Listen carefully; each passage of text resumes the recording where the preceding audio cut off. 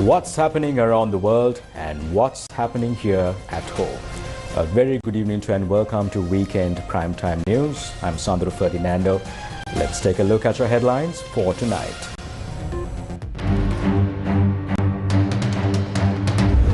Russia complicating peace efforts, says Ukrainian president. Chinese foreign minister to visit India tomorrow. Singaporean Human Resources Minister meets Professor Anil Jayantha. New job opportunities for Sri Lankans in Singapore. No room for crime, IGP declares in Kandy. Leave cancelled as postal workers strike. Massive turnout for Sirasa TV Kites Festival.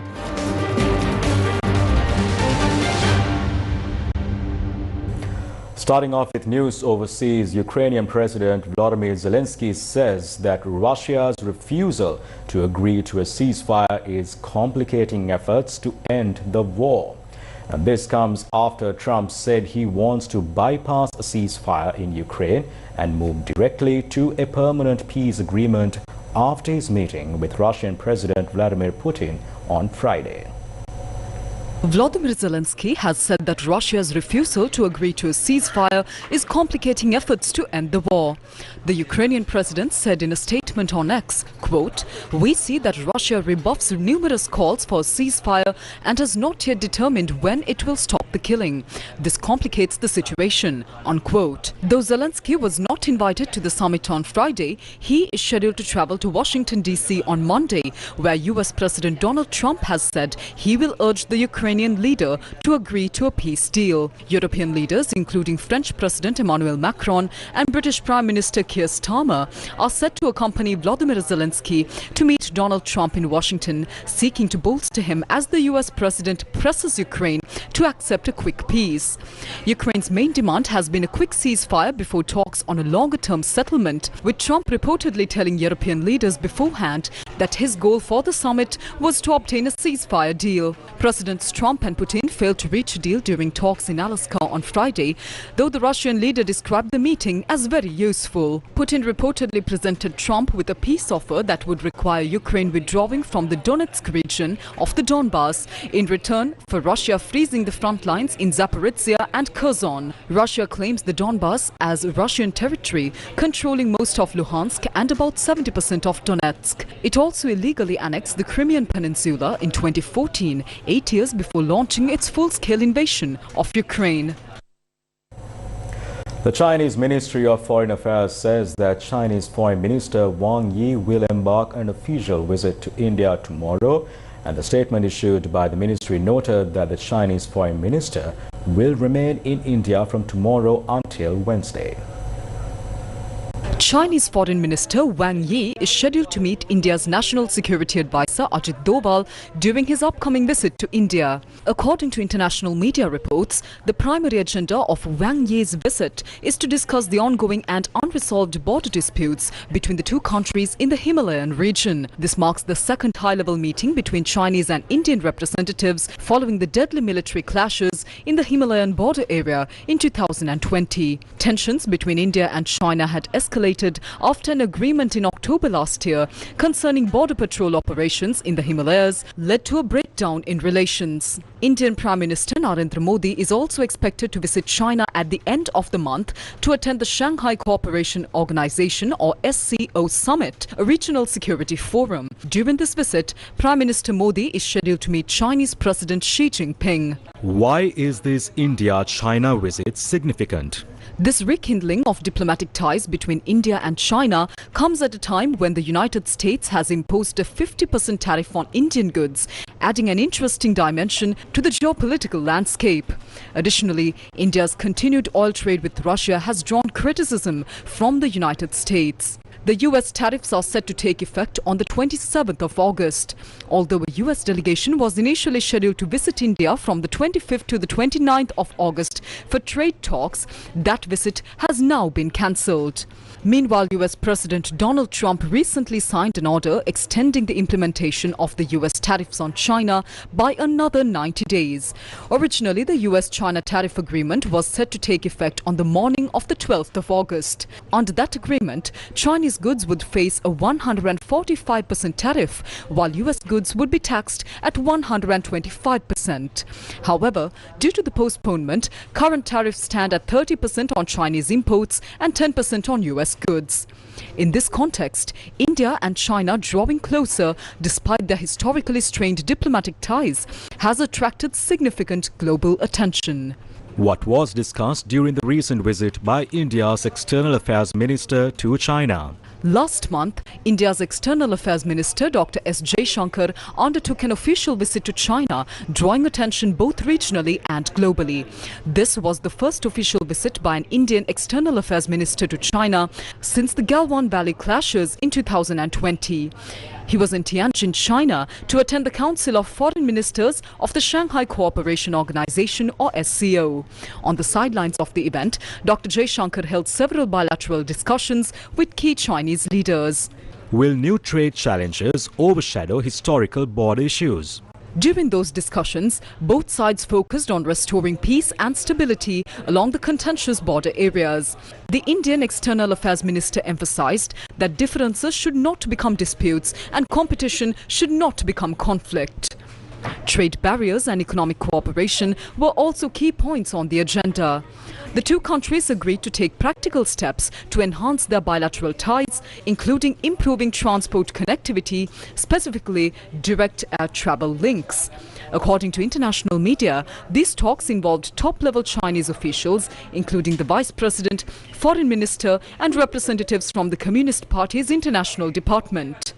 Analysts suggest that these discussions laid the foundation for better mutual understanding, peaceful resolution of existing conflicts and stronger future cooperation between India and China.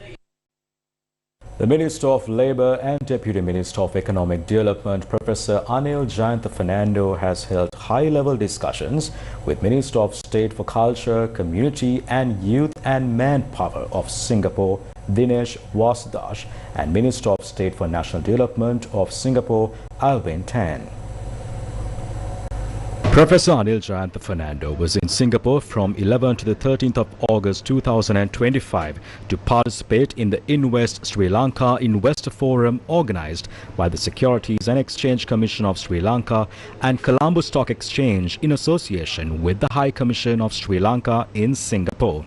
During the meeting with Minister Vasudash, the two sides discussed enhancing worker protection, skills recognition and training opportunities to ensure Sri Lankan workers meet evolving needs of Singapore's economy. Professor Anil Jayantha Fernando emphasized the importance of strengthening collaboration in labour-related matters, particularly exploring avenues for diversifying job opportunities for Sri Lankan nationals in Singapore in sectors such as hospitality, healthcare and manufacturing. Minister Vasudash reaffirmed Singapore's interest in engaging with Sri Lanka to attract skilled and competent workers to contribute to its various sectors. At the meeting with Minister Alvin Tan, both parties welcomed the growing presence of Singaporean businesses in Sri Lanka in sectors such as food manufacturing, hospitality and infrastructure. The Governor of the Central Bank of Sri Lanka, Dr. Nandalal Veerasinghe, provided insights into developments in financial services, green financing initiatives and Sri Lanka's broad economic recovery strategy. Professor Anil Jayantha Fernando also met with representatives of foreign employment agencies operating in Singapore who work closely with Sri Lanka at a meeting held at the Sri Lanka High Commission in Singapore.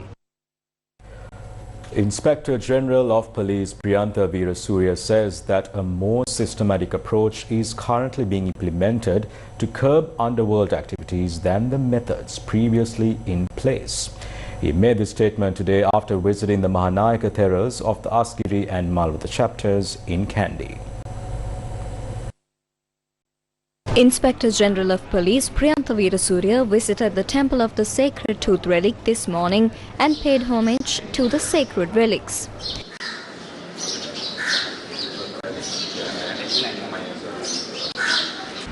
He then called on the Mahanayaka Thera of the Malwatu chapter, Most Venerable Tibatuave Sri Sumangala Thera. Thereafter, the IGP called on the Anunayaka Thera of the Malwatu chapter of the Siam sect, Venerable Dimbul Kumbure Vimala Dhamma Thera. විශාල ආර්ය භාරයක් ඔබතුමා වෙත පැවරිලා තියෙනවා. ඒ තමයි මේ රටේ අපරාධ. මේ වෙඩිතැබීම්, ඒ වගේම මිනිස්සු මැරීම්, නොයෙක් හිංසා පීඩා කිරීම, මේ වගේ දේවල් වගේම මේ රටට ගලාගෙන එන උඩු ඒ වගේම විෂම ඒ මත්පැන් ආදී දේවල් නිසා රට විනාශ භාවයට පත් වෙලා ඒ නිසා මෙන්න මේ තත්වයන් නැති කිරීම සඳහා ඔබතුමාගේ උත්සාහය අනිවාර්යයෙන්ම ලැබිය යුතුයි. විදේශ රටවල් වලට ගිහිල්ලා අපේ මේ රටින් පැනලා ගිය ඒ අය ඒ කට්ටිය එහෙඳලා මෙහෙවනවා මේ අය. ඒ නිසා මේවා පිළිබඳව හුද්දට ඔයලා බලලා ඒ කටයුතු කරන්න ඕනේ. The IGP then called on the Mahanayaka Thera of the Askiri chapter of the Siam sect, Most Venerable Varakagoda Sri Gnanaratana Thera. He also met with the Deputy Registrar of the Askiri chapter, Venerable Dagampanave Ananda Thera, and engaged in a brief discussion.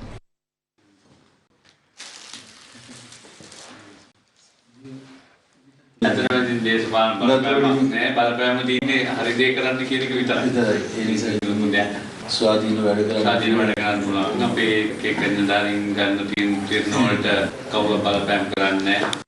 IGP later spoke to the media. වෙඩිතැබීම් සිදුවීම් වලට ගත්තොත් ඒවැ විසඳීම් කළා සැකපුවත් තරංගකට ගැනීම කළා තියෙනවා. අපි මේට වඩා විධිමත් වැඩ පිළිවෙලක් දැන් ඉදිරියට කරමින් පවතින ඒ සම්බන්ධයෙන් අවශ්‍ය ත්‍රිවිධ හමුදාවේ සහාය ලබාගෙන මහජනතාවගේ සහාය ලබාගෙන ඉදිරි කටයුතු සැලසුමකින් කරන්න වැඩ පිළිවෙලක් තියෙනවා. අවශ්‍ය ජාත්‍යන්තර යත් එක්ක සම්බන්ධ වෙලා වැඩ පිළිවෙලක් කරගෙන යනවා. ඒ සම්බන්ධයෙන් පියවර ගන්න. උන්ටත් විදේශවලත් එක තැනක ස්ථානගත වෙන්න බැරි තත්යකට අධ්‍යයනයට පත් වෙලා තියෙනවා. ඒක ඉදිරියේදී වැඩි වර්ධනය වෙයි. පොලිස්පතිවරු දෙන්නෙක් අපගේ විදියට පත් වෙලා ඉවත් වෙන්න උනා. ඔබතුමා කොයි විදියටද ඔබතුමාගේ රාජකාරී විකාශනය කරන්න බලන්නේ? කිසිම අපරාධයක් හංගන්න නොසලකා හරින්න නොලියා හරින්න විමර්ශනය නොකර හරින්න කියන උපදේශ මයෙන් හම්බෙන්නේ නැහැ. අන්න ඒ වගේ ආකාරයේ සිදුවීම් අතීතයේ වුණා. ඒ නිසා තමයි අපරාධකරුවන් නිදැල්ලේ හිටියේ. ඉතින් මම හිතන්නේ ඒකට අපිට මේ අවස්ථාවේ මේ දේශපාලන පරිසරයත් එක්ක අපිට වැඩ කරන්න බැරි නම් ශ්‍රී ලංකා පොලිසියට මම හිතන්නේ අපි අපේ දුර්වලතාවයක්. ඒ දුර්වලතාවය අපි හඳුනා ගන්නවා. ඒක ඒ දුර්වලතාවයට අවශ්‍ය නිලධාරීන්ට අවශ්‍ය විනය ක්‍රියාමාර්ග නීති ක්‍රියාමාර්ග නොපමාව ගන්න. බහුතර පොලිස් නිලධාරී යම් මැසවිල්ලක් තියෙන උන්ට උසස් වීම නිසියාකාරව සිදු වෙන්නේ නැහැ. 2020 ඉඳන් උසස් වීම නැවතිලා තියෙනවා. ඒ සම්බන්ධයෙන් අවශ්‍ය උසස් කිරීමේ පරිපාටිය දැන් අපි සම්මත කරගත්තා. ඒ සම්බන්ධයෙන් අවශ්‍ය මූලික එකඟතාවය ජාතික පොලිස් කොමිසමෙන් ලබා ගත්තා. අපි ඉදිරි මාසය ඇතුළත මේකට සාධනීය පිළිතුරක් ලබා දෙනවා. අපේ පොලිස් ස්ථානාධිපතිවරුන්ගේ විශාල මැසවිල්ලක් තියෙනවා. උන්ට නිලධාරීන් හිඟයක් තියෙනවා කියලා. නිලධාරීන් හිඟය 30000කට ආසන්න සංඛ්‍යාවක් වෙනවා. ඒත් එක්කම දැන් අපිට ඒකට පිළිතුරක් වශයෙන් මේ අවුරුද්දේ 5000ක් බඳව ගන්නත් ඉදිරියේදී අවසරයේදී 10000ක් බඳව ගන්නත් අවසරය ලැබිලා තියෙනවා. ඒ සම්බන්ධයෙන් අවශ්‍ය මූලික ක්‍රියාමාර්ග ගන්නවා. අපි මූලික පුහුණුවීම අවසන් කරන නිලධාරීන් 400කට ආසන්න ප්‍රමාණයක් මේ මාසයේ අවසානයේ විසර යනවා. Minister Nalinda Jathisa says that certain political groups in the north and east are acting to fulfill narrow political agendas. He expressed these views during a media briefing held at the Department of Government Information. 10 days ago, an incident occurred where a person drowned in the Muttiarkot Babar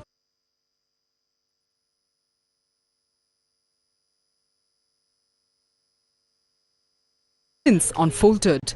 At the time, the 12th Singha Regiment military camp, located near the same area in Sivanagar, was in the process of being dismantled.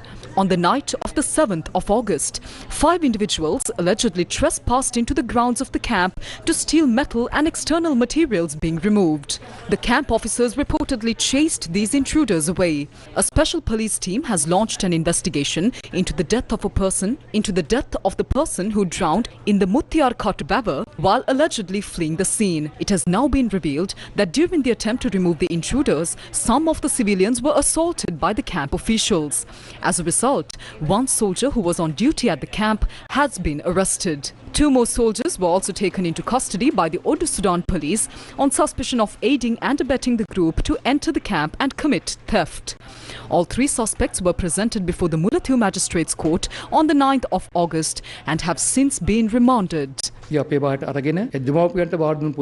individual who was taken into our custody and later handed over to his parents had previously been charged with stealing from the same camp on the 18th of January. A case has already been filed at the Mulathu court regarding that incident. Despite this, he returned to the camp again. It was only later that we came to know that a body was floating in the Muttiakattu river. However, our preliminary investigations have revealed that the military has no connection to this death. The suspect arrested for an assault has been sent for an identification parade. A police investigation has been launched following a complaint lodged by the military with the Odu Sudan police regarding the unlawful entry. Details have already been reported to the Mulathu Magistrates Court and access for further investigations and possible release under Section 115 has been arranged. It appears that certain political groups are attempting to stir unrest among the people in the north and east by spreading distorted and false information regarding this incident. They are propagating a false narrative claiming that the military assaulted a civilian leading to his death. However, the Odu Sudan police have already submitted a B report to court concerning the suspects involved in the theft, and they have been issued detention orders to be presented before the court. We strongly urge the people of the north and east to understand the incident accurately and not fall prey to the false propaganda spread by small political groups. Instead, protect your peaceful daily lives. News First with the people. News First, main sponsor. A trusted place for your fixed deposits. Valuable FD, the symbol of stability. A trusted place for your fixed deposits. Valuable FD, 10.25% for 15 months, 11% for 24 months. Valuable FD, the symbol of stability. Welcome back to the news. The final rites of the late former State Minister Luhan Ratwatis were held this evening. The mortal remains of the late Luhan Ratwatis were kept at his residence in Mahayava, Kandy, and a large number of people, including politicians, visited today to pay their final respects.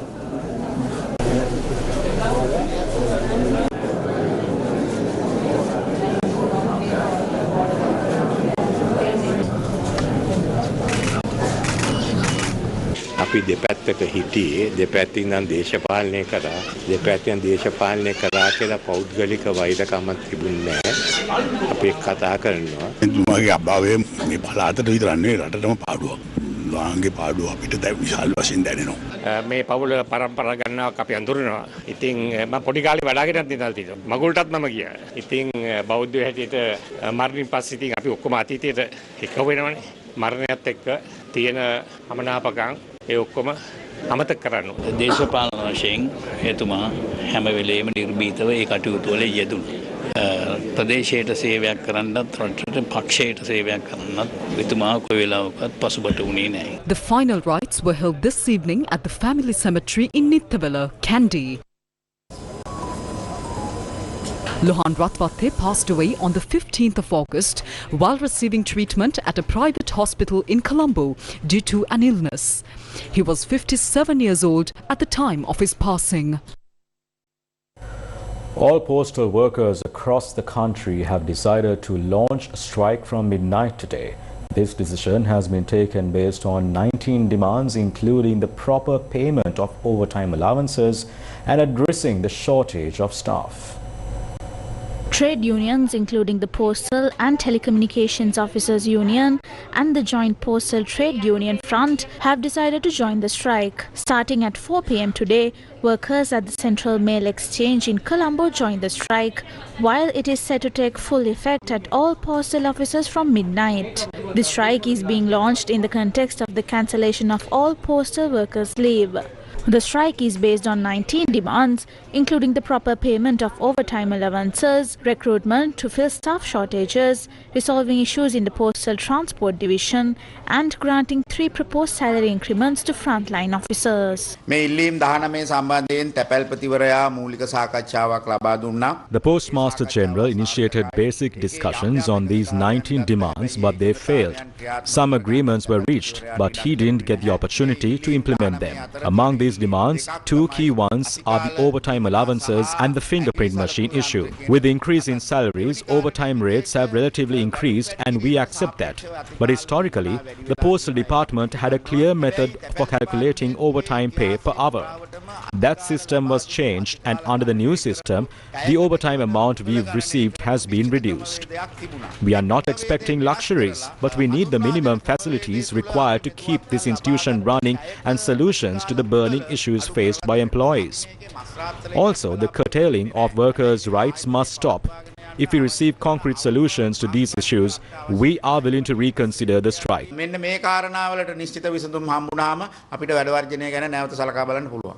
a media briefing at the Department of Government Information today, the Postmaster General also expressed his views regarding the strike. This is not a justifiable strike. It's unfair. Therefore, actions may be taken regarding their salaries and leave. There are about 3,000 sub-post officers, and they are not part of this strike. I would like to inform the public that while there are maybe some delays in the delivery of mail, as the Postmaster General, The derailed Gal Kumari train was re-railed today. The Department of Railways says that one track on the coastal railway line has now been restored and that trains will operate as usual tomorrow. Galakumari train operating from Maradana to Beliatta derailed near the Kintota railway station yesterday. Repairs on the derailed train were still ongoing this morning. By around 12 noon today, a single track was reopened to allow limited train movement. The derailment caused damage to the railway track. Department of Railways said that efforts are underway to restore the damaged track and reopen it for full train operations as soon as possible. What is causing these frequent train derailments? Newsfirst inquired the chairman of the Railway Station Masters Association, Sumedha Somaratna, regarding this issue. Several factors contribute to train derailments. One is the condition of the railway tracks and station facilities. These incidents occur because lack of regular proper maintenance. We are disappointed that the government has not taken steps to update and maintain them. The lack of proper management of essential railway services and materials is a key reason for these derailments. If they are not regularly maintained, we assure that by the end of the year, train operations could reach a critical, unfortunate stage. The Vibui blessed at temples and kovils across the country arrived today at the Nallur temple premises in Jaffna. The Vibui is scheduled to be distributed to devotees attending the annual festival of the Nallur Kandaswamy Kovil during the spiritual pavilion conducted by Newsfirst. The blessed Vibhuti procession commenced recently from the Sellakatragrama Sri Manika Pillar Kovil. The Vibhuti was taken to various temples and kovils across the country to receive blessings, and the procession set off from Kilinochi today. Blessings were also offered at the Kilinochi Kandaswamy Kovil and the Thondamannaru Selvasanniti Kovil in Jaffna. Thereafter, the blessed Vibhuti procession arrived at the Nallur temple premises. For the annual festival of the Nallur Kandaswamy Kovil, a special Newsfirst spiritual pavilion has been set up near the Nallur Sivaguru Adinam. The blessed Vibhuti is being distributed to devotees from this pavilion. We started day number 3 in our Vibhuti Yatra journey from Kilinochi early today this morning, and yes, we arrived in Nallur by evening, and as you can see, we are here at the Nallur Kovil, and as you can see, there are a lot of devotees around the Nallur Kovil, and they are about to experience the Nallur festival. So if you are coming to the Nallur festival, there will be a special Newsfirst zone from the 19th this month, where you can have a lot of competitions, you can take a screen test if you want, a lot of songs, a lot of devotional things if you are coming to the Nallur festival. which is also one of the longest Hindu festivals here in Sri Lanka. So this is the very latest coming to you from Nallur. Reporting to you, I am Budmina Divakara for Newsfirst.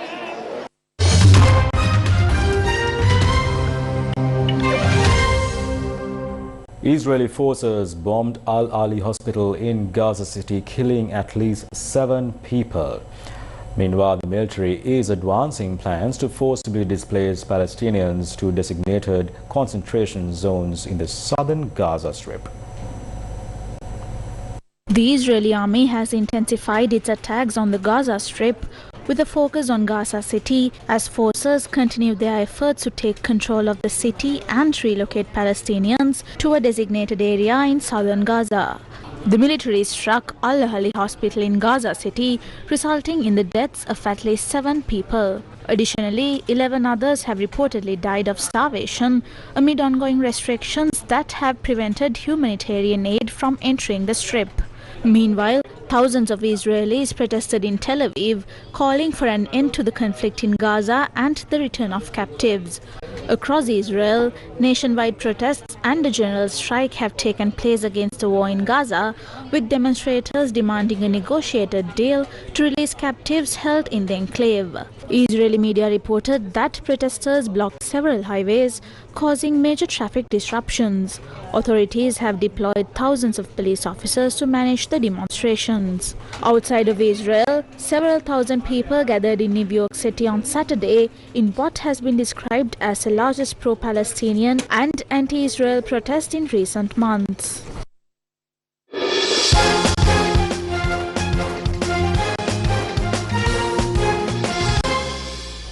The 49th National Swimming Championship came to a close recently, and among the athletes who set multiple new records during this year's championship was Minagi Rupasinghe, who delivered an outstanding performance. 19-year-old Minagi Rupasinghe recorded 3 new records at this year's National Swimming Championship. She placed records in the women's 400 meters freestyle, 400 meters individual medley and 50 meters medley relay events. Minagi also won gold medals in both of her individual. The relay was secured by Killer Whales Aquatic Club, which she represented. In addition to these events, Minagi also won gold medals in the 800 meters freestyle, 1500 meters freestyle and 200 meters backstroke events. Accordingly, she won a total of 6 gold medals at this year's national championships. In recognition of this performance, Minagi was awarded the title of Best Female Swimmer in the 2025 National Swimming Championships. A past pupil of St. Bridget's Convent, Colombo, Minagi is currently pursuing higher education at Oxford Brookes University in the United Kingdom. Among the international competitions she has participated in are 2023 World Junior Swimming Championships, 2025 Edinburgh International Swimming Meet, 2024 Asian Age Group Swimming Championships, 2024 World Junior Open Water Championships and the 2025 World Aquatics Championships recently held in Singapore. At the World Championships, she competed in both pool swimming and open water swimming events. Pool events at the World Championships are held in specially constructed swimming pools, while open water events take place in natural water bodies such as rivers and seas. Minagi took part in the 5-kilometer open water race and 3 pool events at this year's World Championships. She is the first Sri Lankan female swimmer to have competed in both pool and open water disciplines at a World Aquatics Championship. The Rugby Championship began yesterday and the All Blacks beat Argentina 41-24 to return to the top of the world rankings for the first time in 4 years. New Zealand scored 2 late tries to seal a 41-24 Rugby Championship win over Argentina. Ahead 31-10 at halftime, New Zealand held off a second-half fight back from the Pumas and ultimately emerged victorious by scoring 6 tries to 3. The All Blacks clinched the world #1 ranking for the first time since 2021, leapfrogging world champions South Africa, who were stunned 38-22 by Australia in Johannesburg in the tournament opener. Australia appeared to be on their way towards a chastening defeat a quarter of the way through the game but rallied in remarkable fashion to claim their first victory at Ellis Park since 1963. The Springboks dominate the opening 20 minutes. However, the Wallabies came from 22-0 in the first half to beat world champions South Africa 38-22. The Sirasa TV Magic Kites Festival 2025, Sri Lanka's largest kite festival, was successfully held today at Panadura Beach Park, drawing a large crowd of enthusiastic participants.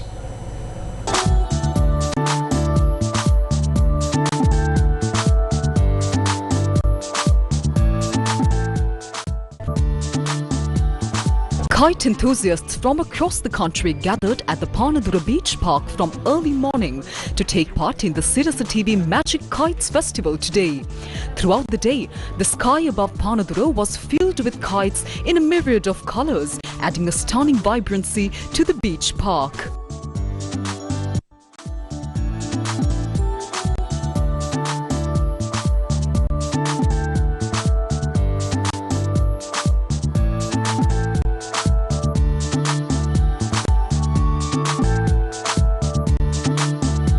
The country's largest kite festival offered a host of exciting attractions.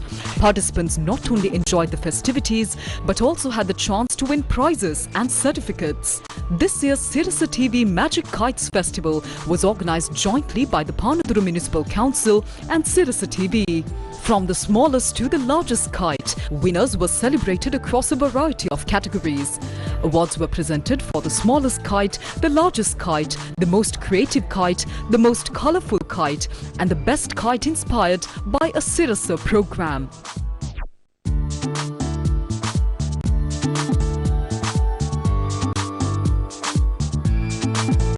ලියන්සා විද්‍යානි මේ තමයි කුඩාම සරුංගල දිනපු ඒ ජයග්‍රාහිකාව දෙන්න Panadura ඔයගොල්ලන්ගේ සාදේ. Right.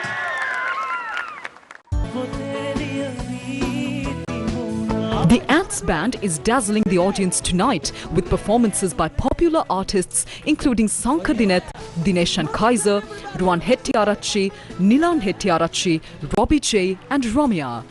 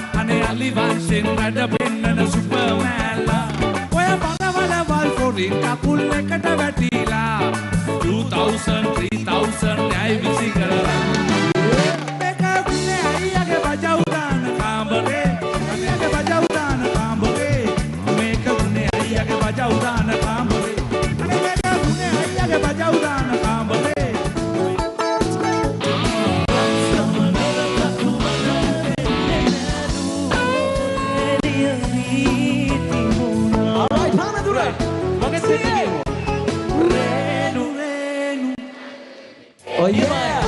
One more time, everybody! Yeah, right.